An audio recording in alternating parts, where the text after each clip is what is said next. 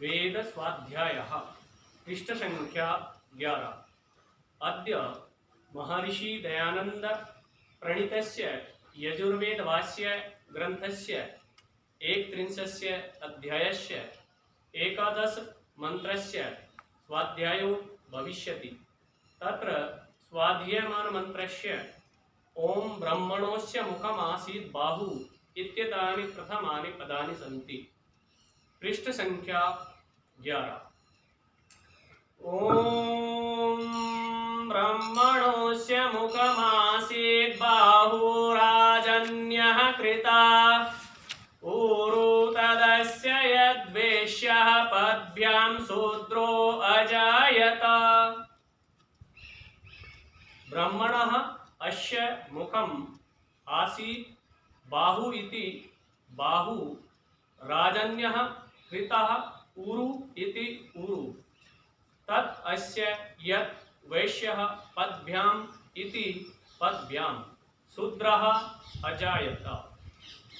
ब्रह्मणः इति अस्य नारायण ऋषिः पुरुषः देवता निश्चित अनुष्टुप छन्दः गांधारः स्वरः पुनः तम एव विषयम आह। फिर उसी विषय को अर्थात ईश्वर की उपासना स्तुति पूर्वक सृष्टि की विद्या के विषय को प्रस्तुत मंत्र में कहते हैं। पदार्थः संस्कृत भाषायां ब्राह्मणः वेद ईश्वर विद अनयोः सेवक उपासको व अस्य ईश्वरस्य मुखम इव उत्तमः आसीत् अस्ति बाहु भुजौ इव बलवीर्ययुक्तः राजन्यः राजपुत्रः कृतः निष्पन्नः ऊरु इव वेगादि कर्मकारी तत् अस्य यत् वैश्यः यो यत्र यत्र विशति प्रविशति तत् अपत्यं पद्भ्यां सेवा निरभिमानाभ्यां शूद्रः मूर्खत्व आदि गुण विशिष्टो मनुष्यः अजायत जायते। अन्वयः हे जिज्ञासवो यूयम् अस्य सृष्टौ ब्रह्मणो मुखमासीत् बाहु राजन्यः कृतो यद् ऊरु तदस्य वैश्य आसीत् पद्भ्यां शूद्रो अजायत इति उत्तराणि यथाक्रमं विजानीत। भावार्थः संस्कृत भाषायां ये विद्या सम दम आदिषु उत्तमेषु गुणेषु मुखम इव उत्तमाः ते ब्राह्मणाः ये अधिक वीर्य बाहुवत कार्य साधकाः ते क्षत्रियाः ये व्यवहार विद्या कुशलाः ते वैश्याः ये च सेवायां साधवो विद्याहीनः पादौ इव मूर्खत्व आदि नीच गुण युक्ताः ते शूद्राः कार्या मंतव्याश्च।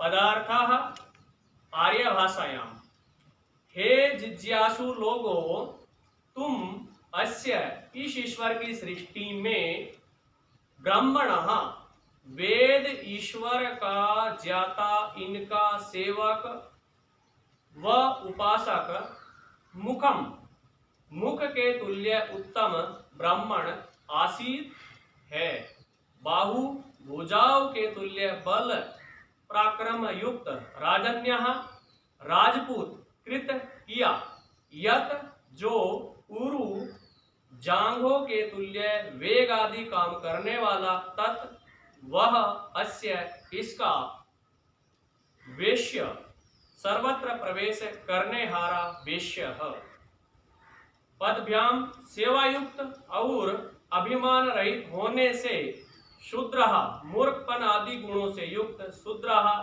अजायता उत्पन्न हुआ। ये उत्तर क्रम से जानो। भावार्थः आर्यभाषायाम। जो मनुष्य विद्या और सम दम आदि उत्तम गुणों में मुख के तुल्य उत्तम हो वे ब्राह्मण। जो अधिक पराक्रम वाले भुजा के तुल्य कार्यों को सिद्ध करने हारे हो वे क्षत्रिय। जो व्यवहार विद्या में प्रवीण हो वे वैश्य। और जो सेवा में प्रवीण विद्याहीन पगों के समान मूर्खपन आदि नीच गुण युक्त है वे शूद्र करने और मानने चाहिए। इति वेद स्वाध्यायः। पूर्व के मंत्र में बात आई थी कि ईश्वर का असंख्य सामर्थ्य है। वह असंख्य सामर्थ्य क्या है उसके विषय में आया था कि संसार में जितने भी प्राणी हैं, जितने भी जड़ पदार्थ हैं, ये सब ईश्वर के असंख्य सामर्थ्य को दर्शाते हैं। इनसे ईश्वर के असंख्य सामर्थ्य का पता चलता है। अब प्राणियों में मनुष्य है, पशु है, पक्षी है, और जड़ पदार्थों में सूर्य है, चंद्रमा है, पृथ्वी है, जल है, अग्नि है आदि। तो अब ये जो 11वां मंत्र है, क्योंकि 10वें मंत्र में असंख्य सामर्थ्य की बात आई थी और ये बोला था कि ये असंख्य सामर्थ्य में कौन कौन ईश्वर का क्या क्या अवयव है, ये एक प्रकार से प्रश्न पूछा गया था। अब उसका उत्तर ये 11वें मंत्र में दिया गया है और इनमें सबसे प्रारंभ में मनुष्यों को लिया गया है कि मनुष्यों को ईश्वर के किन अवयवों से, किन अंगों से अभिव्यक्त किया है। तो मनुष्यों को 4 भागों में बांटा है। पहला ब्राह्मण, दूसरा क्षत्रिय, तीसरा वैश्य, चौथा शूद्र। ब्राह्मण को ईश्वर के मुख के समान बताया गया है। क्षत्रिय को ईश्वर की भुजाओं के समान बताया गया है और वैश्यों को ईश्वर की जंघाओं के समान बताया गया है और शूद्रों को ईश्वर के पैरों के समान बताया गया है। अब इनके गुणों का भी विभाजन, गुणों की विशेषता भी इस मंत्र से हमें पता चलती है। जैसे जो ब्राह्मण है, ब्राह्मण कौन है?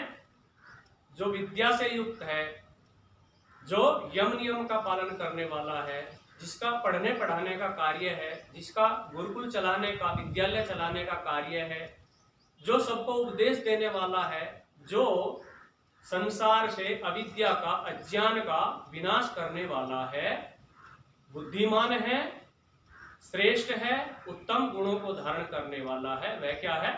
ब्राह्मण है। अब क्षत्रिय, क्षत्रिय कौन है? क्षत्रिय के गुण क्या है?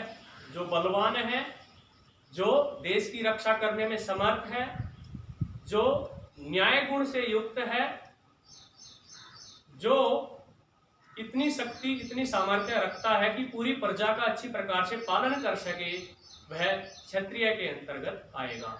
इस प्रकार के मनुष्य क्षत्रिय कहलाएंगे। और तीसरा वैश्य। वैश्य कौन है? जो व्यवहार कुशल है, जो अच्छी प्रकार से कृषि कार्य कर सकते हैं, व्यापार का कार्य कर सकते हैं, पशुपालन का कार्य कर सकते हैं और देश के अंदर से अभाव को दूर कर सकते हैं, देश को समृद्ध बना सकते हैं। इस प्रकार के व्यक्ति वैश्य कहलाएंगे।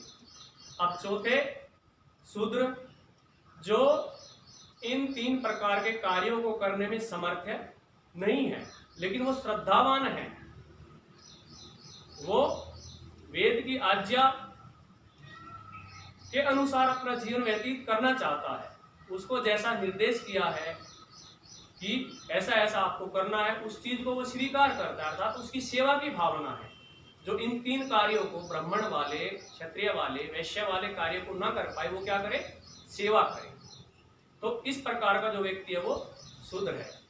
तो इस तरह से ये चार वर्णों को अलग अलग प्रकार से ईश्वर के अवयव अर्थात ईश्वर के मुख, भुजा, जंघा और पैर आदि अंगों से इसकी एक प्रकार से अलंकारिक व्याख्या करके बताया गया है। और साथ ही साथ किस प्रकार से हम मनुष्य को विभाजित कर सकते हैं उनके गुण, कर्म, स्वभाव के आधार पर, ये इस वेद मंत्र से हमें पता चल रहा है। और वर्तमान समय में भी ऐसा देखने को मिलता है। कुछ लोग आक्षेप करते हैं कि ये जो वर्ण व्यवस्था है ये समाज को बांटने वाली है, ये पक्षपात से पूर्ण है, लेकिन ऐसा नहीं है।